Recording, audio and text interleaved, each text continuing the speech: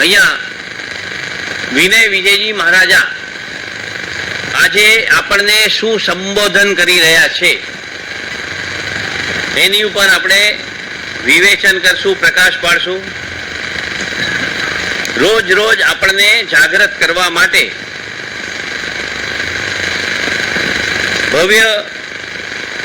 આપણી ભવ્યતા ખીલવવા માટે વિનય વિજયજી મહારાજા રોજ કેવા કેવા પ્રયત્નો કરી રહ્યા છે. અહીંયા અનિત્ય ભાવના પછી અશરણ ભાવનામાં ઉપાધ્યાય વિનય વિજયજી મહારાજા કહે છે, પોતાના અતુલ પરાક્રમથી સમગ્ર પૃથ્વી ઉપર વિજય પામનાર સમ્રાટ ચક્રવર્તી અને પોતાની અજય શક્તિથી ઉન્મત્ત અને અપૂર્વ હર્ષથી સદાય આનંદિત રહેનાર દેવ દેવેન્દ્ર જ્યારે તેમના શરીર ઉપર નિર્દય યમરાજ બળાત્કાર કરે છે, આક્રમણ કરે છે અને પોતાના તીક્ષ્ણ દાંતોથી એમને ચીરી નાખે છે, ત્યારે તે સમ્રાટ ચક્રવર્તી દેવ દેવેન્દ્ર પણ હીન દીન બનીને અશરણ સ્થિતિમાં લાચાર બનીને ચારે તરફ જોતા રહે છે, પણ એમને કોઈ બચાવી શકતું નથી. અનંત જન્મોથી જીવોની સાથે અસંખ્ય વાસનાઓ જડાયેલી છે. આહારની વાસના, ભયની વાસના. આહારની વાસના એટલે કે ઈચ્છા, આહારની ઈચ્છા. ભયની વાસના, મૈથુનની વાસના અને પરિગ્રહની વાસના. આ ચાર વાસનાઓ મુખ્ય છે. આ ચાર ઈચ્છાઓ જીવને મુખ્ય છે. આ વાસનાઓ જીવોને દુઃખી કરે છે. એટલા માટે પરમ કરુણાવંત જ્ઞાની પુરુષોએ વાસના ઉપર વિજય પામવાનો, વાસનાઓને નષ્ટ કરવાનો ઉપદેશ આપ્યો છે. વાસનાઓ ઉપર ભાવનાઓથી વિજય પામી શકાય છે. એક એક બધી ભાવનાઓ ભાવવાની છે કે બધું અનિત્ય છે, બધું અશરણ છે, એમ એક એક એક એક ભાવના ભાવવાથી આ વાસના ઉપર, ઈચ્છા ઉપર વિજય પામી શકાય છે. ચાર પ્રમુખ વાસનાઓમાં એક છે ભયની વાસના. જન્મથી મૃત્યુ સુધી કેટલાક ભયોની સાથે મનુષ્ય જીવે છે. પ્રિયના વિયોગનો ભય, અપ્રિયના સંયોગનો ભય, આ બે મુખ્ય ભય છે. સ્વજન, પરિજન, સંપત્તિ, વૈભવ, શરીર વગેરે પ્રિય પદાર્થો છે. એ બધા ચાલ્યા ન જાય, નષ્ટ ન થઈ જાય, ચોરાઈ ન જાય, એ બાબતને લઈને મનુષ્ય ભયક્રાંત રહે છે, ભયભીત રહે છે. જેમ કોઈ પ્રિય વસ્તુ હોય છે તેમ અપ્રિય વસ્તુ પણ હોય છે. રોગ, શોક, સ્વજન, વિયોગ, દુર્જન, સંયોગ, વૃદ્ધત્વ અને મૃત્યુ, આ બધાથી પણ મનુષ્ય ભયભીત રહેતો હોય છે. ભયથી બચવા માટે તે કોઈક રક્ષાને ઈચ્છે છે, કોઈક શરણને ઈચ્છે છે. જે કોઈ એનું ભવથી રક્ષણ કરે એને શરણે જાય છે. જે કોઈ ભયથી એનું રક્ષણ કરે એના શરણે એ જાય છે. આ બીજા બધા ભયોથી બચાવનારા, શરણ આપનારા કદાચ મળી પણ જાય છે, પરંતુ મૃત્યુથી બચાવનાર કોઈ મળતું નથી. આ સંસારમાં મૃત્યુથી બચાવનાર કોઈ મળતું નથી. આ 84 લાખ જીવોની છે ભાઈ, એક પણ જીવ એવો નથી જે મૃત્યુથી બચી શકે અથવા કોઈ એને બચાવી શકે. જીવ માટે મૃત્યુ અનિવાર્ય છે. મૃત્યુનો ભય પણ હોય છે, નિશ્ચિત રૂપે ભય હોય છે. જ્યારે મૃત્યુ સામે દેખાય છે ત્યારે ભયભીત જીવ થઈ જાય છે. અને ભાઈ જીવનનો અંત સમય આવે જ્યારે, એ અંત સમય, છેલ્લી ઘડી, સમય એટલે મિનિટના પણ કેટલાય ટુકડા કીધા છે. એવા અંત સમયે અ, બ, ક, ડ, ઈ આટલા અક્ષર બોલવા જેટલો સમય બચ્યો હોય અને તે સમય નજર સામે અહીંયાથી કઈ ગતિમાં જવાશે, કયા ભવમાં જવાશે, કઈ યોનિમાં જવાશે, ભાઈ બધું નજર સામે દેખાય, પણ કાંઈ કરી શકવા માટે ત્યારે સમય હોતો નથી કે ચાલ થોડી આરાધના કરી લઉં, થોડી વિરાધના કરી માફી માંગી લઉં. કોઈ પણ સમય ત્યારે હોતો નથી ભાઈ. નજર સામે દેખાય, હવે આ ગટરના કીડામાં જવાનો છું, હવે આ ભૂંડમાં જવાનો છું, હવે આ ગધેડામાં જવાનો છું, હવે આ મનુષ્યમાં જવાનો અથવા આ નારકીમાં જવાનું નજર સામે દેખાય. છેલ્લી અ, બ, ક, ડ, ઈ બોલો એવી સાદી ભાષામાં 2-5 સેકન્ડ જ બાકી હોય, પણ આપણી પાસે હવે કંઈ જ કરવા માટે સમય બચ્યો ના હોય અને ત્યાં ગયા વગર છૂટકો ના હોય.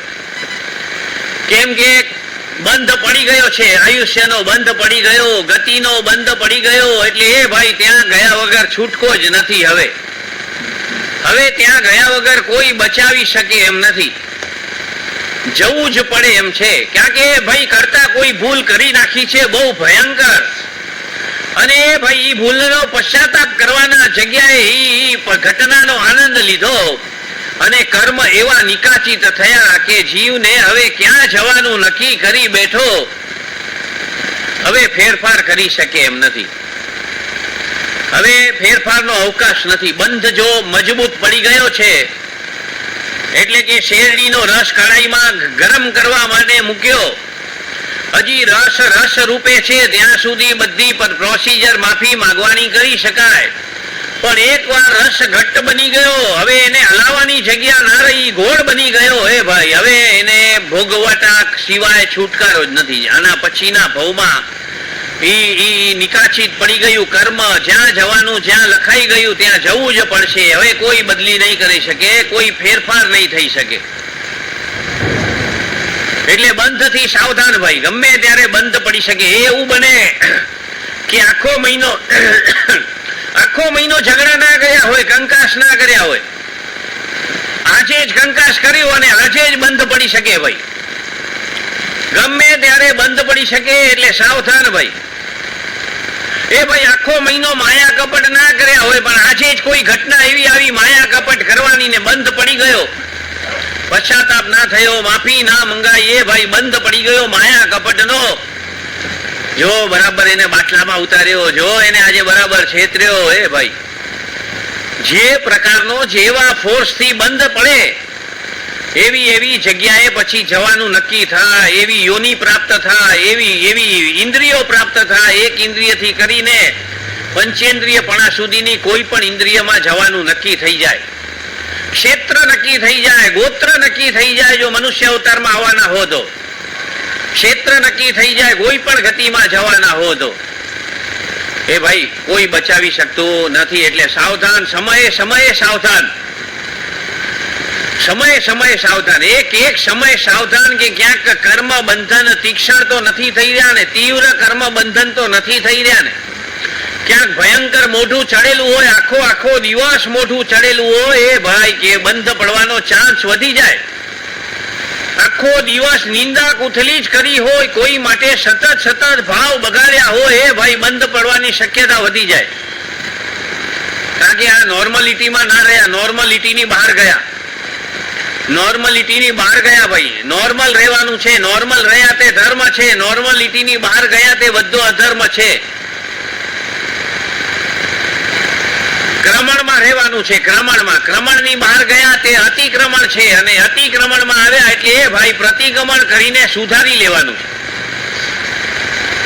બોરીવલીથી કોઈકને અહીંયાથી મલાડ જવું હોય, 4 વ્હીલર કાઢી મલાડ જવા માટે નીકળ્યા, અને ભાઈ ટ્રાફિક હતો નહીં, સડસડાટ ગાડી દોડાવી દીધી અને મલાડની જગ્યાએ પહોંચી ગયા ભાઈ ગોરેગાંવ, જોગેશ્વરી. મલાડની બાઉન્ડ્રીની બહાર ગયા, એને અતિક્રમણ કહેવાય ભાઈ. જોગેશ્વરી પહોંચી ગયા અને જોગેશ્વરીથી પાછા મલાડ તરફ વળ્યા, એને ક્રમણ કહેવાય ભાઈ. એટલે એ ભાઈ પ્રતિક્રમણ કહેવાય એને, પ્રતિક્રમણ. એટલે આપણે આપણા સ્વભાવની બહાર ગયા ભાઈ, વિભાવમાં ગયા, એટલે એના પણ પ્રતિક્રમણ કરવા પડે. ઉપયોગ ચૂક્યા એના પણ પ્રતિક્રમણ કરવા પડે છે. જાગૃતિ જતી રહી તો પણ પ્રતિક્રમણ કરવા પડે છે. નહીં તો આ થાળી પીરસાયેલી હોય, ભોજન ક્યારે થઈ ગયું ખબર નથી પડતી. ચિત્ત ક્યાંક પડ્યું હોય વિચારોમાં, ને એ ભાઈ ચિત્ત ક્યાંક ફરતું હોય, મનમાં વિચારો ચાલુ હોય, ક્યારે ભોજન થઈ ગયું ખબર પડે નહીં. એટલે ઉપયોગ ના રહ્યો. ભોજન કરતી વખતે પણ ઉપયોગ રહેવો જોઈએ કે અત્યારે ખાટું ખવાઈ રહ્યું છે, અત્યારે તીખાશ વાળું ખવાઈ રહ્યું છે, અત્યારે મીઠાશ વાળું ખવાઈ રહ્યું છે, અત્યારે ખારાશ વાળું ખવાઈ રહ્યું છે. એક વસ્તુનું ભાન હોવું જોઈએ. તુરો, તીખો, મીઠો, ખારો જે કોઈ રસ હોય એનો પણ સ્વાદ ખબર હોવી જોઈએ. એવી જાગૃતિ પૂર્વક દરેક વસ્તુને ગ્રહણ કરવાની છે. થાળીમાં 6 રસ હોવા જોઈએ, બધા જ રસ હોવા જોઈએ. કોઈને ડાયાબિટીસ છે તો એક નાનામાં નાનો ગોળનો ટુકડો પણ રાખવાનો, મોટો નહીં રાખવાનો ભાઈ, જમ્બો સાઈઝનો નહીં રાખવાનો, એકદમ સૂક્ષ્મ સાઈઝનો પણ રાખવાનો. એ ભાઈ કોઈને ખટાશ ખાવાની એલર્જી છે, ખટાશ નથી ખાવાની, તો પણ એક નાનામાં નાનો ટુકડો ખટાશનો કંઈક રાખવાનો. મીઠાશ, ખટાશ, ખારાશ, કોઈને મીઠું નથી ખાવાનું કીધું ભાઈ, એક દાણો મીઠાનો પણ રાખવાનો થાળીમાં. એટલે ભોજન કરવા બેસીએ ત્યારે બધા સ્વાદ અનુભવવા આવવા જોઈએ. એટલે એને કીધું છે જાગૃતિ સાથે ભોજન કર્યું ભાઈ. હા, એમાં આસક્તિ નહીં, એટેચમેન્ટ નહીં, પણ એ જાગૃતિ હોવી જોઈએ કે અત્યારે આ કોળિયો લેવાયો એ ખારો છે, ખારું ખરાશ ચવાઈ રહ્યું છે, ખવાઈ રહ્યું છે, ચવાઈ રહ્યું છે. એ ભાઈ હવે પછી પહેલો કોળિયો લેવાના ભાવ થયા છે, એ ભાવને જોવાના છે, જાણવાના છે, એટલે ઉપયોગ રહ્યો કહેવાય. હવે પહેલો કોળિયો લેવાનો ભાવ થયો છે, કોળિયો હાથમાં ઉપડ્યો છે, કોળિયો મોઢામાં મુકાયો છે, અને એ ભાઈ કોળિયો ચવાઈ રહ્યો છે, અને એ કોળિયો ઉતરી રહ્યો છે. પૂરેપૂરી જાગૃતિ હોવી જોઈએ. અંધારામાં જ ભોજન નથી કરવાનું, જાગ્રત અવસ્થામાં ભોજન કરવાનું.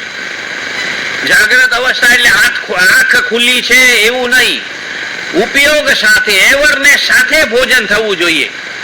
એ ભાઈ સ્નાન પણ કરો છો ને જ્યારે, ત્યારે પણ કપડા ધોવાઈ રહ્યા છે ભાવ હોવો જોઈએ ભાઈ, જાગૃતિ હોવી જોઈએ કે આ કપડા ધોવાઈ રહ્યા છે. આ ચામડી શું છે? આ શરીર ઉપર પહેરેલું કપડું છે. આ ચામડી, કપડા ઘસાઈ રહ્યા છે, કપડા ધોવાઈ રહ્યા છે, જાગૃતિ હોવી જોઈએ ભાઈ, સંપૂર્ણ જાગૃતિ. અને એ ભાઈ આ નાવાની વાત આવી તો પાણીની પણ વાત કરી લઉં. આપણે નીચે ડોલ મૂકી હોય અને નળ 1 મીટર ઉપર હોય, એ ખુલ્લું કર્યું એટલે તડ તડ કરતા પેલું પાણી જે પડે, કેટલાય જીવોની એમાં હિંસા થઈ જાય, પાણીના જીવોની, આટલા ઉપરથી પાણી પડવાના લીધે. અને એને કરવાનું શું હોય ભાઈ? બાલટી ઉપર પકડવાની હોય, ધીરે ધીરે પાણી ભરાતું જાય, જેમ જેમ આપણી વજન ઉપાડવાની કેપેસિટી ઓછી થતી જાય ત્યારે એને નીચે મૂકવાનું છે. જ્યાં સુધી વજન ઉપાડવાની કેપેસિટી જે હાથમાં પકડી રાખવાની છે ભાઈ, એકદમ નજીક, કે પાણી ઉપરથી ના પડે. અને એ ભાઈ સ્નાન પણ કેટલા પાણીથી કરવાનું કીધું છે? તો કે સ્નાન પણ અલ્પ, માત્ર 2-5 ડબ્બા હોય એટલા પાણી જો વપરાશ કરવામાં આવે નાવામાં, તો એટલા પાણીનો પણ દોષ તો લાગે જ છે. ઘણા લોકો 2-3 બાલટીઓનો વપરાશ કરી લેતા હોય, અને ઘણા લોકો શાવરની નીચે સ્નાન કરતા હોય, એમાં કેટલું પાણી જતું રહ્યું ખબર પણ ના હોય. અને આ શરીરનો મેલ ઈ પાણીમાં ભળે, અને ઈ પાણી પેલા નીકમાં જાય, નાળચામાં જાય, કેટલાય જીવોની ઉત્પત્તિ થાય, એનો પણ દોષ લાગે છે. એટલે આવું જે કઈ થઈ રહ્યું છે આપણા જીવનમાં રોજ એની આપણે માફી માંગતા નથી. એની માટે ઈર્યાવહી બતાવવામાં આવી છે કે આખા દિવસમાં એક પાણીનો જેટલો વપરાશ કર્યો, દુરુપયોગ કર્યો, એનો ઈર્યાવહી કરી લો ભાઈ, કે હું માફી માંગુ છું આ પાણીના જીવોની, જેમને મેં કિલામણા આપી, જેમને મેં આયુષ્ય પૂરું કરવામાં નિમિત્ત બન્યો. એમનું તો આયુષ્ય પૂરું થવાનું જ હતું એ સમયે, પણ નિમિત્ત બન્યા એનો દોષ લાગે છે ભાઈ, નિમિત્ત નથી બનવાનું. આ ભીંડા સમારીએ કે બીજા કોઈ જીવો આપણા દ્વારા હણા, એનું આયુષ્ય ત્યારે પૂરું થવાનું જ હતું ભાઈ. આ આપણે નિમિત્ત બન્યા એનો દોષ લાગે, નિમિત્ત નથી બનવાનું. આ વરસાદ જેટલો પડવાનો એટલો પડવાનો જ છે ભાઈ, પણ બંધ થઈ જાય બોલીને પણ આપણે નિમિત્ત બનીએ છીએ, એને અટકાવવાના, અંતરાય પાડવાના એ કારણભૂત બનીએ છીએ. તો જે વિભાવ દશામાં જઈએ ત્યાં ત્યાં કર્મ બંધન છે, એટલે સ્વભાવ દશામાં જ રહેવા જેવું છે. આપણે એક બહુ આશ્ચર્યજનક કાર્ય કરી રહ્યા છીએ. ભગવાનને બધા માનીએ છીએ, ભગવાનની આજ્ઞાને માનવામાં પીછેહટ કરી રહ્યા છીએ, આંખ આડા કાન કરી રહ્યા છીએ ભગવાનને વાતોને માનવામાં. ભગવાનને માનીએ છીએ બધા. હમણાં સમૂહ સ્નાત્ર મહોત્સવ રાખશું તો ખૂબ ઉત્સાહથી બધા જોડાશો એમાં ભાઈ, પક્ષાલથી કરીને અષ્ટપ્રકારી પૂજા, એ ઉલ્લાસભેર ઉત્સાહભેર એના ચડાવવા લેશો, પક્ષાલ અભિષેક વગેરે બધું સારામાં સારું કરશો. ફૂલ પણ અડધો કિલોની જગ્યાએ 5 કિલો લાવીને અભિષેક કરશો, બધું સારામાં સારું. એ ભાઈ ભગવાનને બહુ માનીએ છીએ બધા. શું કરીએ છીએ? માનીએ છીએ ભગવાનને, પણ ભગવાનની વાતોને કેટલા માનીએ છીએ? માનવાનું ભગવાનની વાતોને છે. ભગવાનને પકડવાથી મોક્ષ નથી, ભગવાનની વાતોને પકડવાથી મોક્ષ છે ભાઈ. ભગવાનને પકડવાથી પુણ્ય બંધાય, ભગવાનની વાતોને પકડવાથી કર્મ નિર્જરા થાય. ભગવાનને પકડવાથી પુણ્ય બંધાય, ભગવાનની વાતોને પકડવાથી કર્મ નિર્જરા થાય. અને ભગવાનની વાણી શું છે એ તો બધાને ખબર જ છે કે કોઈ જીવ માટે અભાવ નથી કરવાનો, ક્યાંય અણગમો નથી કરવાનો, ગમો અણગમો, ક્યાંય રાગદ્વેષ નથી કરવાના, ક્યાંય ઈર્ષ્યા અદેખાઈ નથી કરવાના. આ બધી ભગવાનની આજ્ઞા છે. આજ્ઞાને પકડવાની છે ભાઈ. નમો અરિહંતાણમ એટલે ઘણા કે છે નમસ્કારો અરિયંતને. એ ભાઈ અરિયંતને નમસ્કાર નથી. એક લાઈનના તો કેટલા બધા અર્થ નીકળે. અને મુખ્ય અર્થ શું છે?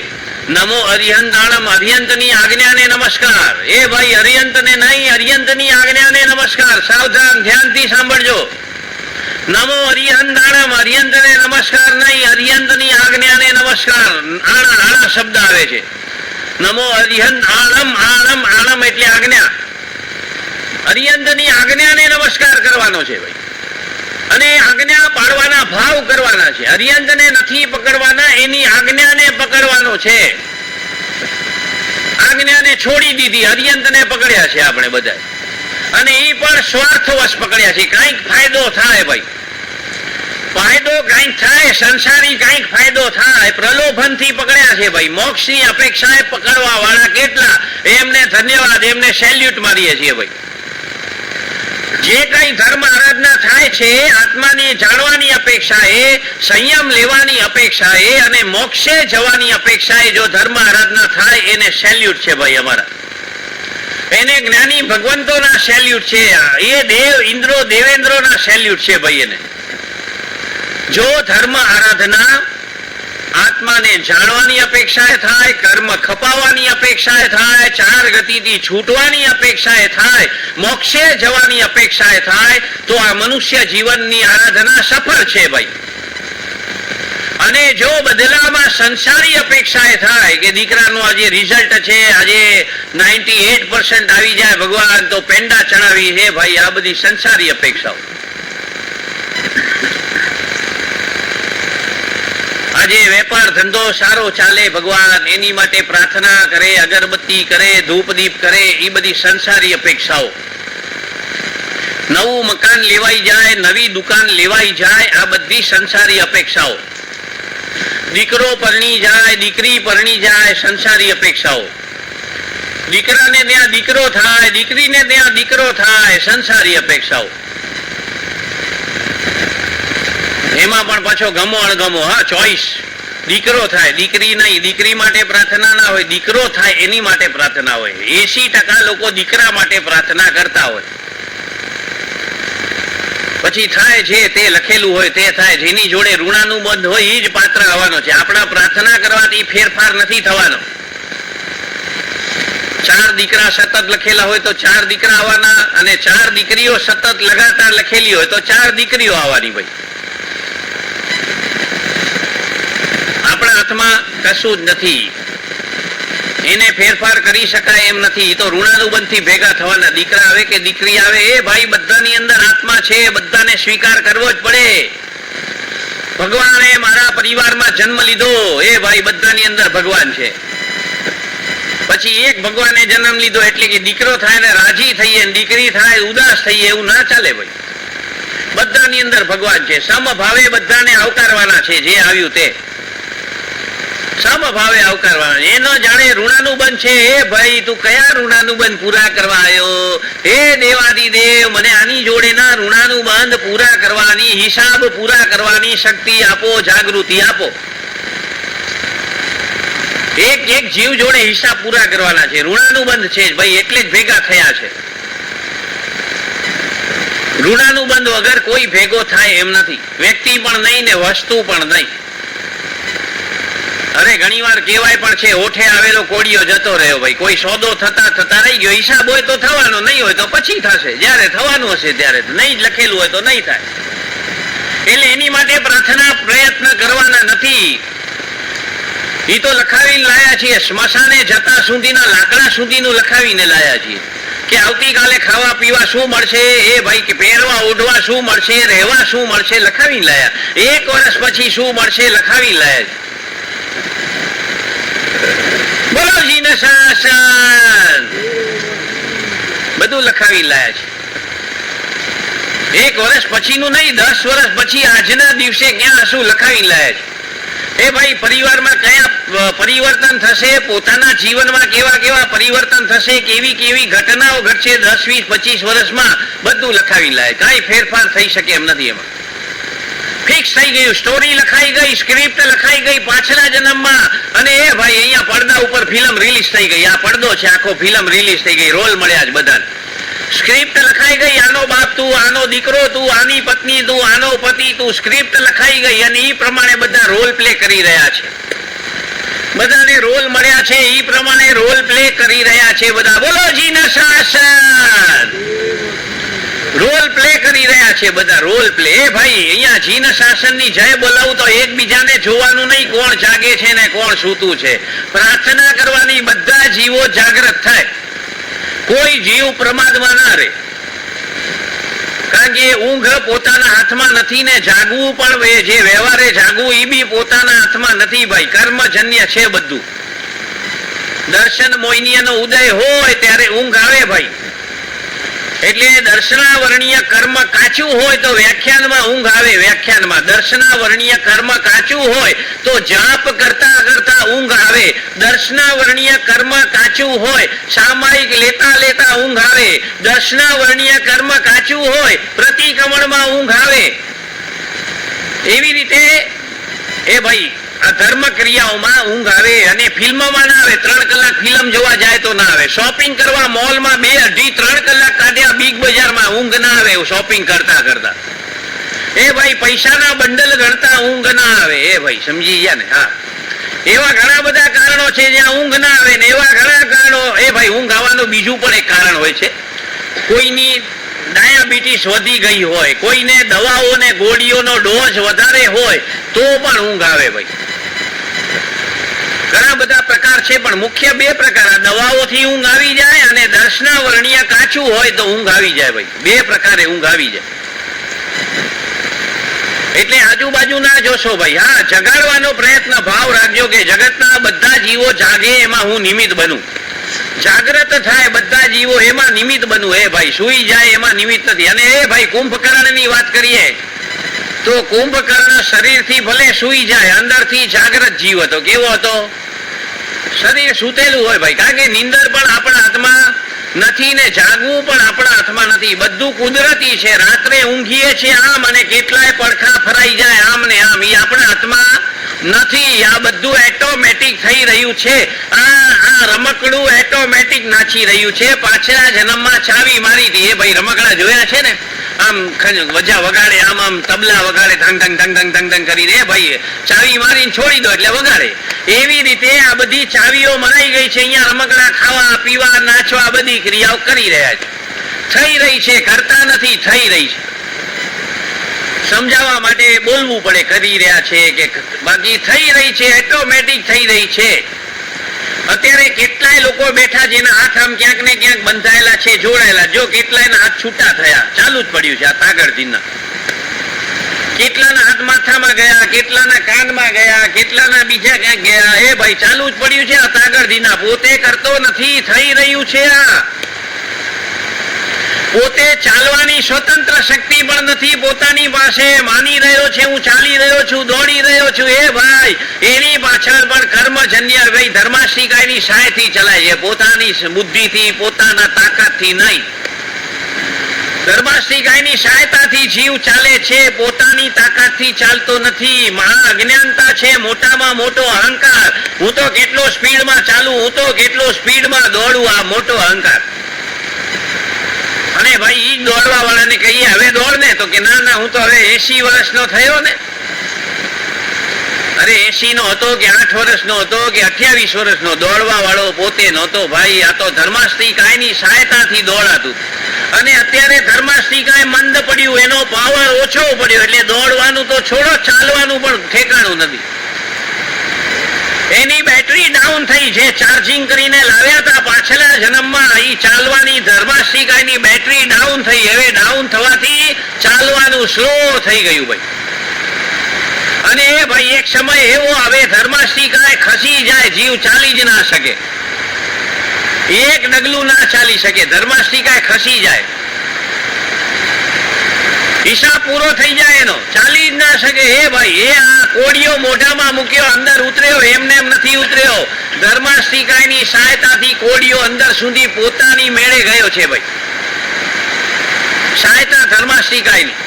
આપણે અંદર નથી નાખતા પકડી પકડીને એક એક રોટલીના ટુકડા ને કે દાળ ભાત ને, પોતાની મેળે જઈ રહ્યું છે. અંદરથી પરમાણુઓ ખેંચી રહ્યા છે. શેના આધારે? આ ધર્માસ્તિકાય, અધર્માસ્તિકાયના આધારે. આટલો સરસ સમજણ વાળો મનુષ્ય ભાવ મળ્યો છે. કેટલો ગંભીરતાથી એનો ફાયદો લેવો જોઈએ. એક એક શ્વાસનો ઉપયોગ ફાયદો લેવો જોઈએ. ફાયદો નથી લેવાઈ રહ્યો ભાઈ. હા, ફાયદામાં એવું છે, બહારની ક્રિયાઓ બદલાશે નહીં. બહાર જે ક્રિયાઓ લખાવીને લાયા છો એ જ થવાની છે ભાઈ. બેસવાનું કેવી રીતે, ઊભા રહેવાનું કેવી રીતે, ઊભા ઊંઘવાનું કેવી રીતે, બધું લખાવીને લાયા છો એ જ થવાનું છે. અંદરથી જાગૃત થવાનું છે, અંદરથી સમજ કેળવવાની છે. સમજણથી મોક્ષ છે આ કાળમાં. એ ભાઈ, સમજણથી મોક્ષ છે.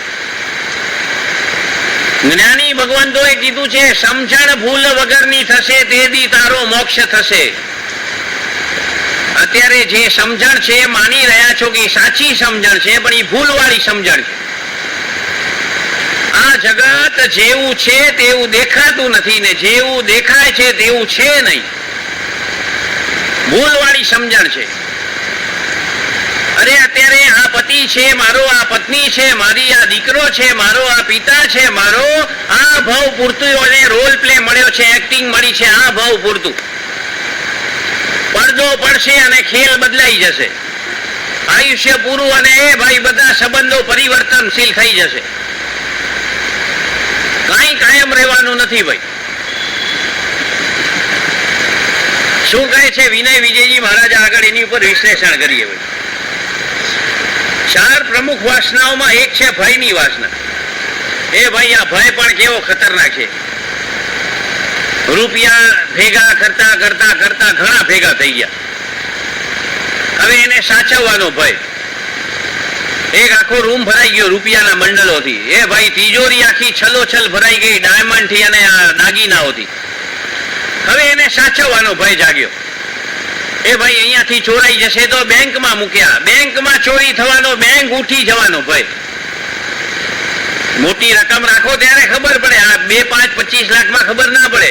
5, 25,000, 50,000 કરોડ રાખો, પછી જુઓ કેવા ભય ચાલુ થાય. ઇન્કમ ટેક્સ નો ભય, ઈડી ની રેટ પડશે એનો ભય, વસ્તુ ચોરાઈ જશે એનો ભય, દીકરા તિજોરી તોડીને માલ લઈને દીકરા દીકરી ભાગી જશે, ઘરનો નોકર ભાગી જશે એનો ભય. આવા કેટલાય ભય. બોલો, એક વસ્તુ પાછળ તો કેટલાય ભય. શેની માટે આવું આવ્યું? તો કે રૂપિયા ભેગા કર્યા એટલા માટે નહીં. રૂપિયાનું પ્રમાણ ના સાચવ્યું એક તો. બીજું એની ઉપર આસક્તિ. આસક્તિ હોવાને કારણે જ આટલા બંડલ ભેગા કરી રાખ્યા, પણ એનો ઉપયોગ નથી, એનો વપરાશ નથી. બસ ભેગા કરવામાં જીવ ચિત્ત ચોંટાડીને બેઠો છે. અને પછી જો આ ઘટનાઓ ભય જન્માવે, કેવા કેવા ભય પેદા કરાવે.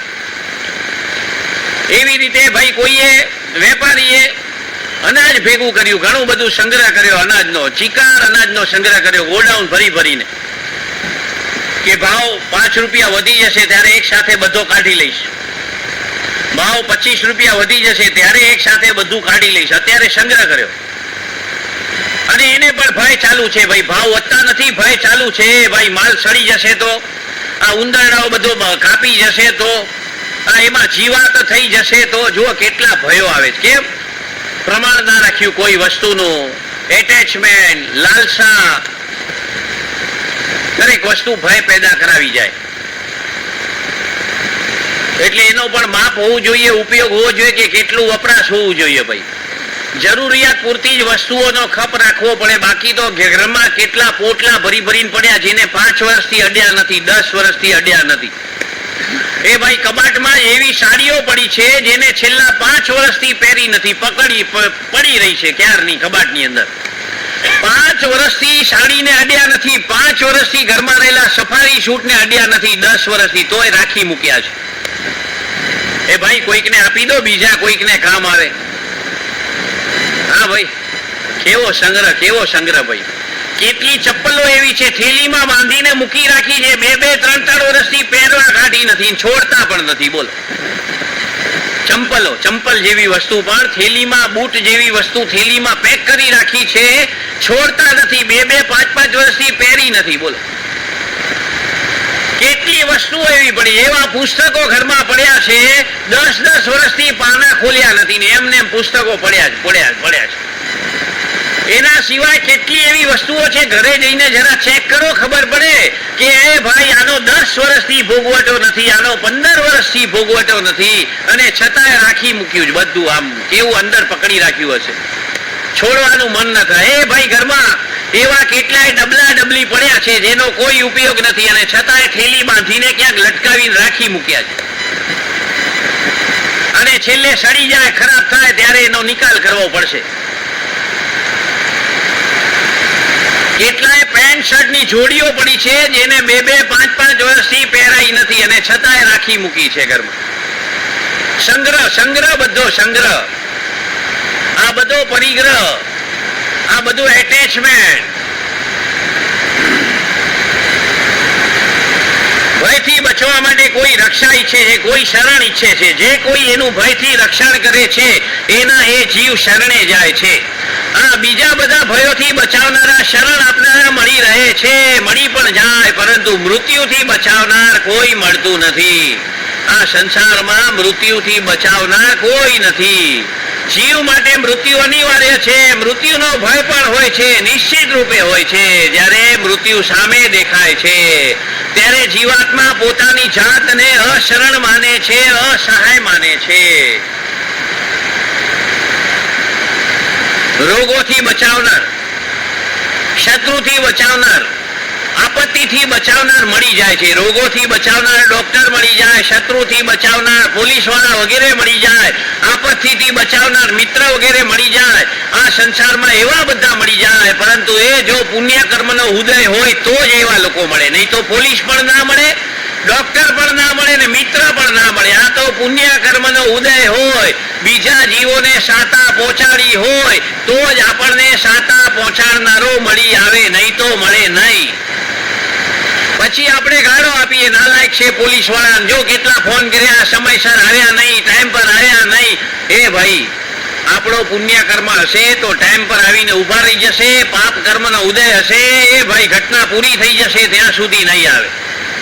આપણો પુણ્ય કર્મનો ઉદય હશે, ડોક્ટર સમયસર આવી જશે. ભાઈ એક એટેક આવ્યો છે, બીજા એટેક થી બચાવી શકશે. ભાઈ પુણ્ય કર્મનો ઉદય હશે તો. બાકી પાપ કર્મનો ઉદય હશે, ડોક્ટર નહીં આવે, અને ડોક્ટર આવ્યો હશે તોય બચાવી નહીં શકે, આવ્યા પછી પણ બચાવી નહીં શકે. ભાઈ મહિનાઓ સુધી બીમારી ચાલે, કેટલાય ડોક્ટર બદલી કરે જીવ, અને છતાંય સારું ના થતું હોય. કેમ? પાપનો ઉદય. અને ભાઈ કોઈ નવો સવો ડોક્ટર હોય, ઘણી વાર તો ડિગ્રી વગરનો હોય, એની પણ ગોળીઓ 2-3 દિવસની આપે ને બધા રોગ જતા રહે. ભાઈ બધા રોગ શમન થઈ જાય. કેમ ભાઈ? સારું થઈ ગયું આની દવાથી, પુણ્યનો ઉદય જાગ્યો. દવાથી સારું નથી થયું, પુણ્યથી સારું થયું. દવા તો નિમિત્ત માત્ર છે, 1 મહિનાથી લો છો તોય ક્યાં સારું થયું. ડોક્ટરો તો ઘણા મળ્યા તોય ક્યાં સારું થયું. આ તો પુણ્યના ઉદયથી સારું થયું છે, દવાથી કે ડોક્ટરથી ના. એ તો નિમિત્ત માત્ર છે. પુણ્ય કર્મનો ઉદય છે, બધું સારું સારું સારું. પાપ કર્મનો ઉદય છે, બધું જ સારું નહીં, કઈ જ સારું નહીં.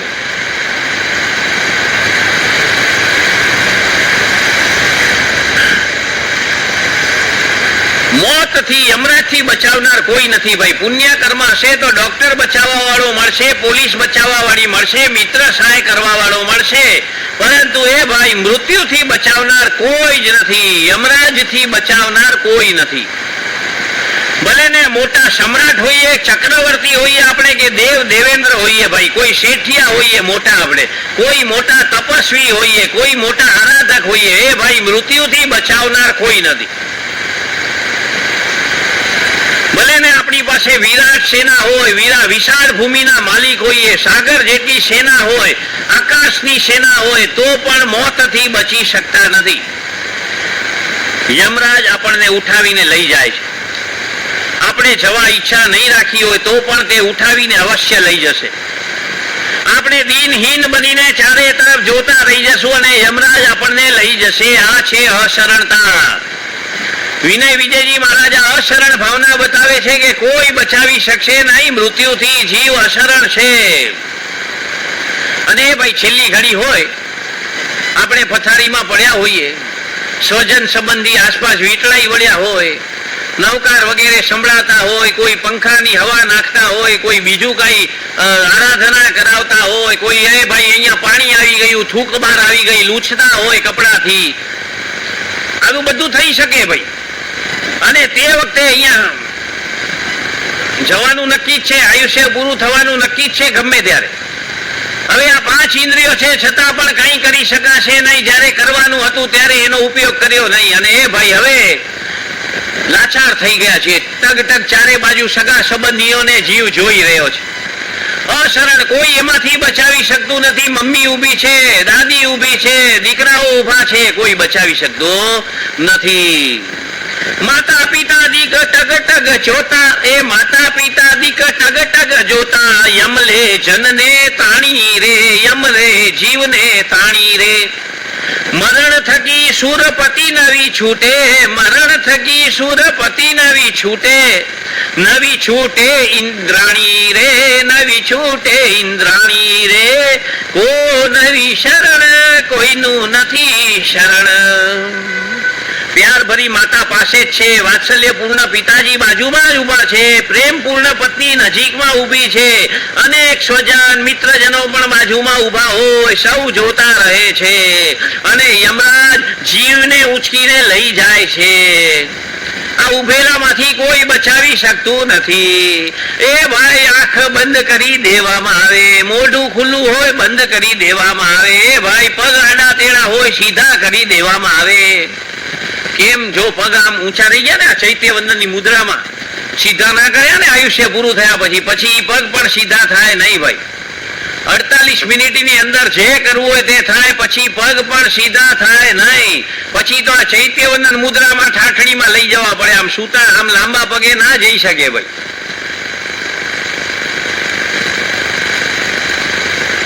આ રોજ આ એક એક વાતનું ચિંતન મનન કરવા જેવું છે, રોજે રોજ. કે આવી રીતે તો આપણે કેટલી વાર ઠાઠડીમાં બંધાયા ભાઈ. એની પહેલા પણ કેટલી વાર એ ભાઈ ઊંચકીને કાંધા બદલીને લોકોએ શમશાને પહોંચાડ્યા. રામ નામ સત્ય હે. આ રામ એટલે કોણ? અંદર બેઠેલો આત્મા. રામ નામ સત્ય હે, અંદર બેઠેલો આત્મા. એ ભાઈ પર સત્તામાં રહ્યો, સ્વ સત્તામાં ના રહ્યો. રામ તારી અંદર જ હતો ને રામને બહાર ગોતતો રહ્યો ભાઈ. કેટલા પ્રકારના રામ છે ભાઈ. एक राम घट घट में लेटा, एक राम है दशरथ का बेटा, एक राम है सबसे न्यारा, एक राम है जगत पसारा. એટલા બધા રામ છે. सबसे न्यारा राम जो अपन खुद है भाई, अपना खुद का स्वरूप, પોતાનું સ્વરૂપ ભાઈ. કેટલું 2 અક્ષરનું કેટલું સુંદર નામ છે, પણ છતાંય બોલો એનું નામ લેવાતું નથી. કે બીજી સંસ્કૃતિ વાળા એ નામનો ઉપયોગ કરે છે એટલે આપણે લઈ શકતા નથી. કેટલો અહંકાર, કેટલી સિદ્ધ થયેલા ભગવંતનું નામ નથી લઈ શકતા. બોલો અત્યારે મારે અહીંયા જય શ્રી રામ બોલવું હોય તો કષ્ટ પડે કે હમણાં કોણ આવીને શું સંભળાવશે. સમજાય છે? હનુમાનનું નામ નથી લઈ શકતા જે જીવ મોક્ષે ગયા છે. બોલો એ ભાઈ જય બજરંગબલી નથી બોલી શકતા. કેટલો અહંકાર, કેટલું અજ્ઞાન લઈને ફરી રહ્યા છે. એ ભાઈ કેટલાય લોકો રાવણના પૂતળા બાળે છે. ભલે જૈનો નથી બાળતા, પણ અન્ય ધર્મ વાળા રાવણના પૂતળા બાળે છે. આ પંજાબમાં ને દિલ્હીમાં ને ભાઈ કેટલી અજ્ઞાનતા. અંદર કચરો ભરીને કાગળિયા અને ઘાસ ને બધું ભરીને બાળવામાં આવે, ફટાકડા ભરીને ફોડવામાં આવે, અને એ ભાઈ આ રાવણના પૂતળા મારીને કેટલાય ભાવ વધારી દીધા, કેટલાય ભાવ વધે એને ખબર નથી. રાવણ જેવો મહાજ્ઞાની કોઈ નહોતો, બોલો. અને એને માણસોએ દુષ્ટ વિચાર્યો, દુષ્ટ જોયો. ગઈકાલે આપણા જૈનનો એક છોકરો કે રાવણ તો દુષ્ટ હતો. મેં કીધું નહીં ભાઈ, એના જેવો જ્ઞાની કોઈ નહોતો. રાવણ જેવો જ્ઞાની કોઈ નહોતો. એ ભાઈ સીતાને ઉપાડી ગયો, ભાઈ સીતાનું હરણ કર્યું. એ સીતા કોણ ભાઈ? બીજું કોઈ નહીં, એની પોતાની દીકરી સીતા, એટલે એની પોતાની દીકરી રાવણની ભાઈ. અને એ ભાઈ જનકને તો ખેતરમાં મળી હતી હળ ચલાવતા. જનક મહાવિદેયી હતા, એને હળ ચલાવતા ખેતરમાં મળી હતી. ઉપા છે. ચાલો, અહીંયા સમય થયો. ઘડિયાળ ઉપર ધ્યાન બતાવવામાં આવ્યું ક્યાંકથી.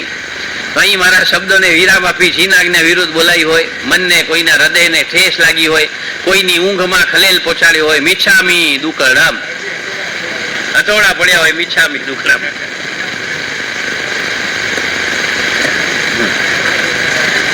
ઓ પ્રભુ, ભૈરવ દેવના 920માં નામ લેવાના છે.